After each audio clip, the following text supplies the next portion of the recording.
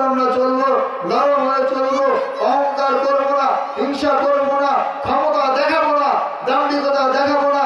এরকম ক্ষমতা, এরকম অহংকার দুনিয়ার ভিতরে পূর্বে যারা ছিল, ফিরআউন বলো, নমরুদ বলো, হামান বলো, আবু জাহল বলো, উতবা বলো, সাইবা বলো, দুনিয়ার ভিতরে যারাই ছিল তারা দুনিয়ার ভিতরে অনেক ক্ষমতা দেখাইছে, অনেক এমনকি বলেছে আল্লাহ রব্বুকুমুল আ'লা, আমি সবচেয়ে বড় খোদা।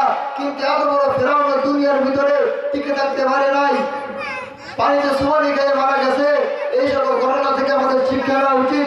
দুনিয়ার ভিতরে যখন আমরা চলবো নরম হয়ে চলবো, আল্লাহর ইবাদত